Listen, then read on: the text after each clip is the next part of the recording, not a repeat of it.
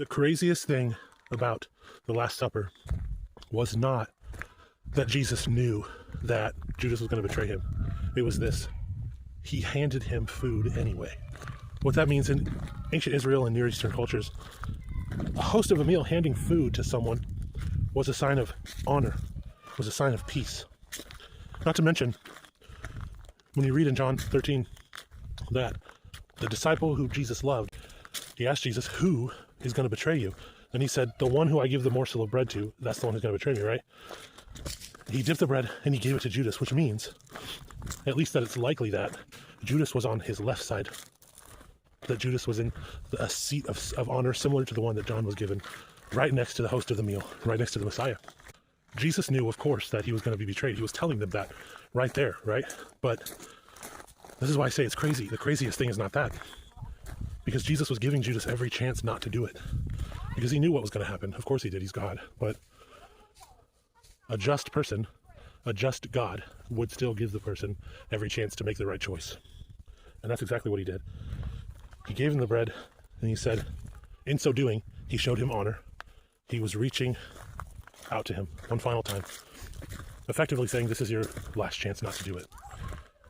And my pastor was talking about this morning, and it blew my mind, because I've never heard anybody talk about it like that. And when you think that you and I, who fail so often, maybe you don't, but I do, I fail a lot, that, and my whole entire family right now, okay, just a side note, my whole entire family, we're out here walking, and, where are they at? They're down there somewhere. We're out here doing a little hike, and they're shouting, hey you guys, from the Goonies. Hey you guys! That's how I knew where my oldest son was, because he shouted that. Let's see if I can show it to you. I don't know if you can see him, but he's down there. Is that Bigfoot? Sasquatch, is that you? He didn't think it was funny. Anyway, I know I mess up so much, and I disappoint God.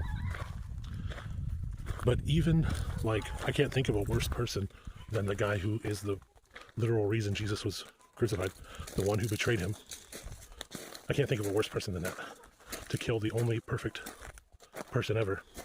But even then, dealing with the worst people, Jesus reaches out and says, I still love you. You still have a chance to come back to me. Just like in Joel.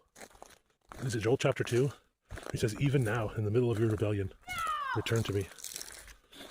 Anyway, just after my pastor's message this morning, I really wanted to share it because I thought it was so powerful. So anyway, love you guys. God bless you. See you in the next one.